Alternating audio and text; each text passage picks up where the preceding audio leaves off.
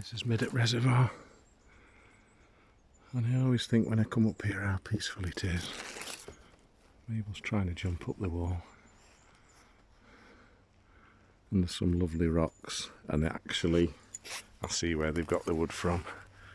The far side of the bank there, they've completely cleared of logs, trees, so you can walk across the top there now. So they've left a few deciduous trees dotted in between. Maybe.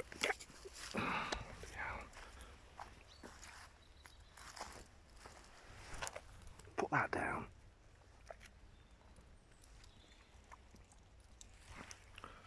Oh dear. Something else in the mouth. Mabel!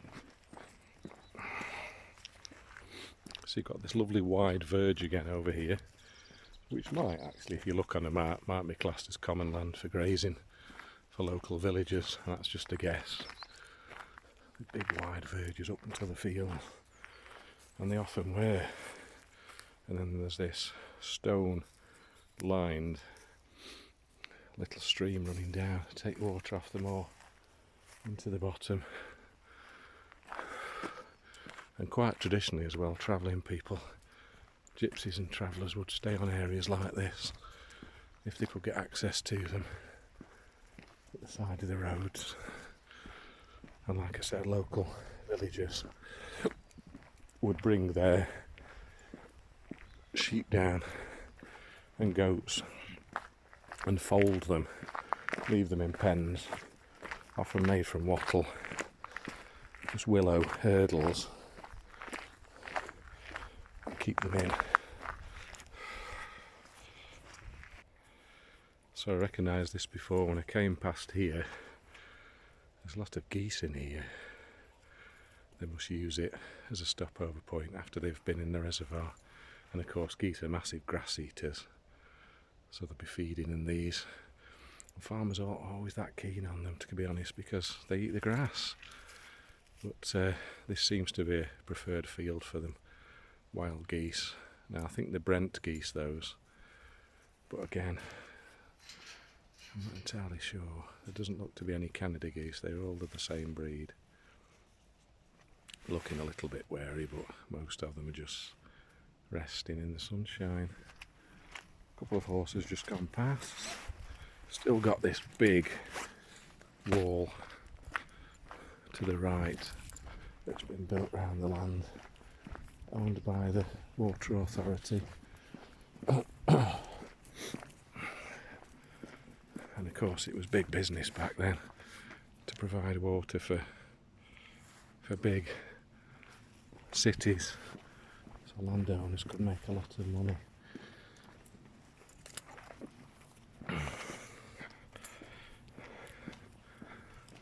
Probably the same as land now for wind turbines and renewable energy.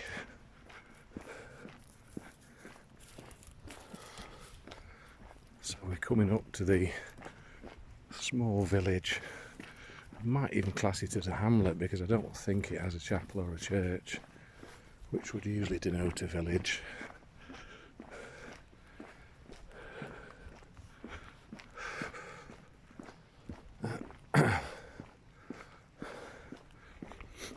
And it sits on a rise above this plain in the bottom, and the moors behind it. I know it's just within the Peak Park boundary, and you can understand why. This is beautiful.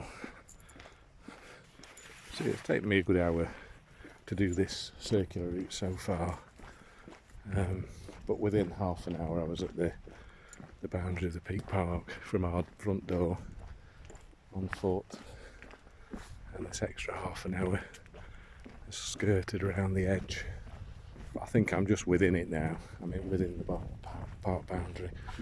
And I know, looking online, there's a Peak Park boundary map with 12 routes of walks. You can roughly walk the boundary of it, which is quite interesting. So I'll explore this part and document it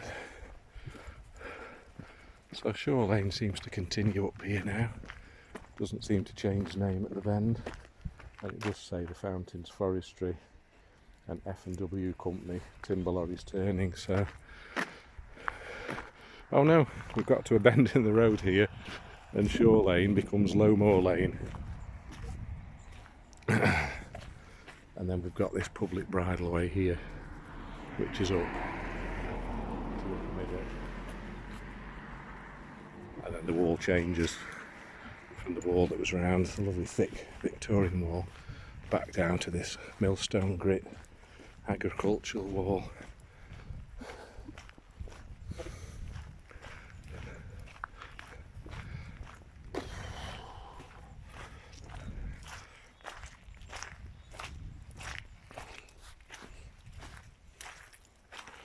And then we've got this bridleway here, which I really liked last time I came because it's a really old bridle route. Put that down. Mabel!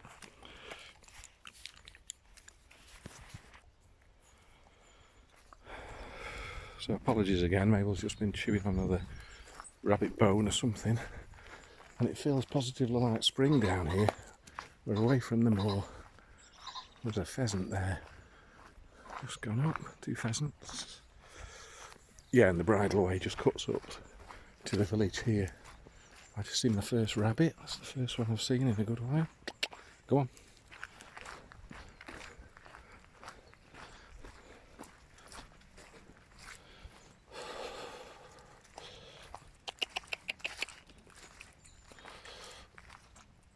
A little bit boggy in the bottom here.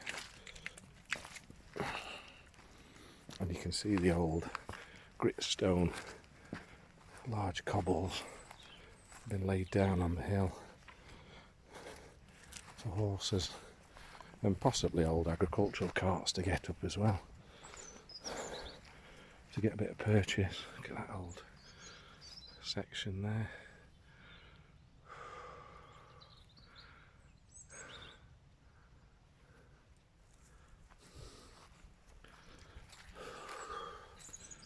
Go on then, Mib. Oh, I can feel it in my legs. I did have that run yesterday, but oh, I can feel this. I've had a drink this morning. Usually have a tea, a decaf tea, and I've had sweetener in it, but I've not had food yet. But then I was having quite a hearty meal last night and extras after it, and the last couple of days as well I had a bit extra on top of what I probably needed, but I'm not doing too bad at the moment. I have to watch my blood sugar.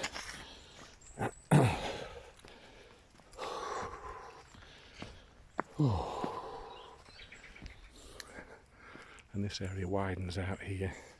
It's really wide.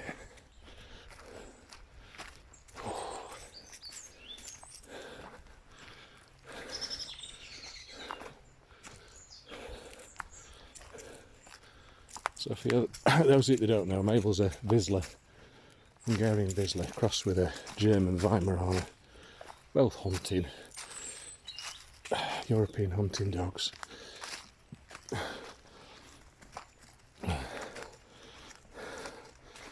So it narrows again, and Mabel is pulling me up here.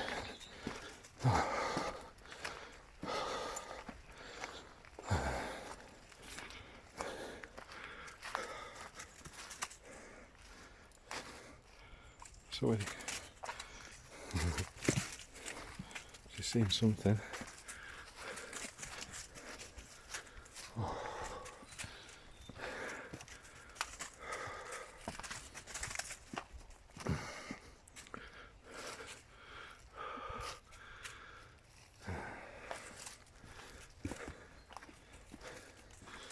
Oh, I see what it is. It's the light from the camera screen that she's chasing.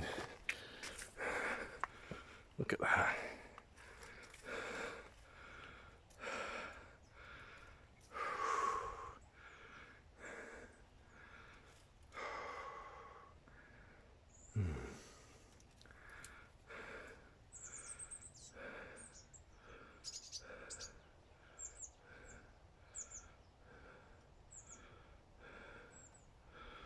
And when I did my A-level art at school many moons ago, it was these areas, these dry stone walls and little tracks and paths between fields that I did a piece of art on, because I've always found them really exciting and interesting. That somebody's actually shaped them, purposely made them. And then it opens up right next to the old farmhouse here, this track, a beautiful old barn behind, and continues on down.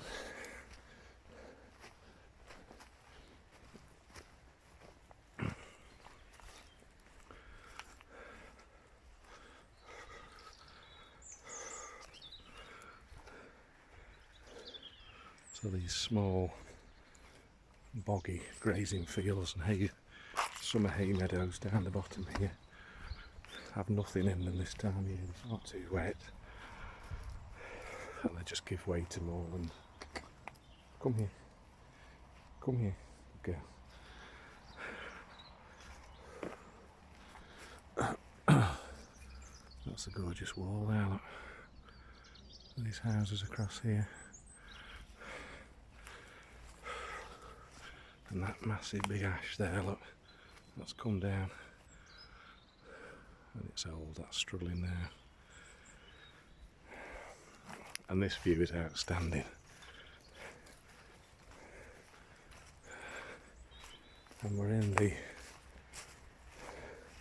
northwestern corner of the Peak District National Park.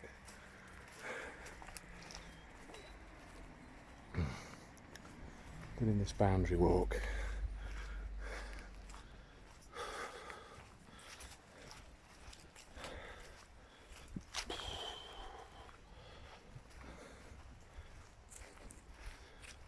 And then we hit back lane just there. So that's the road that I was on further down. Well, there's another name for this one, and this is the back of the village lane. So it climbs up now into Upper Mid-Hope, and it's in the parish of Bradfield. And on the corner here we've got Old Lawton Farm. So we'll carry on round the road. I know this is quite a tight corner just here.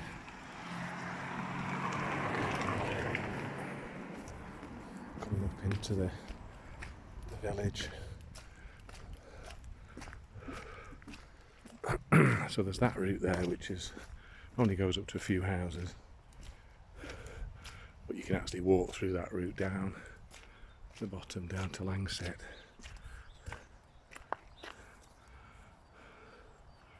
Over there, that just follows down there. Langset Reservoir is just the other side of those trees.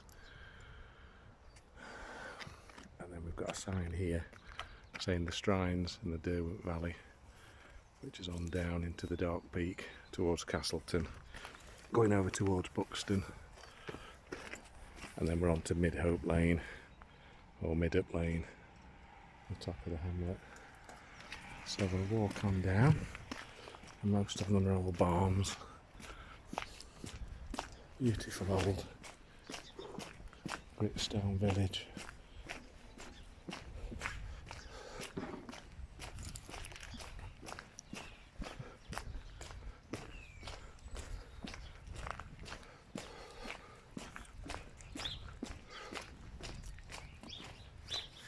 Come on.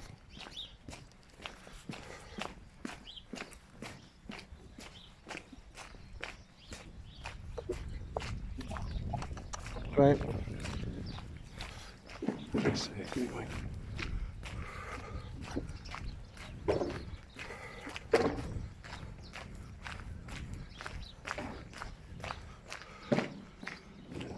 Cottage over there. Just here, now you see. Car coming up. There's a lovely little. This is the Barn Lodge farm. Just here. So there are a couple of old farms. I don't know if any of them are working now. Maybe one. I think there is on the edge here, and it is a hamlet there. Just probably no more than a dozen houses. And all the barns have been turned into houses. And then we get to this little T-junction on the corner here.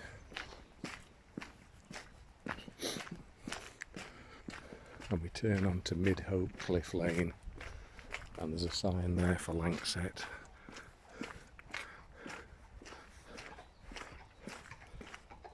And we go down now onto Mid-Hope Lane. So we're going to head down here.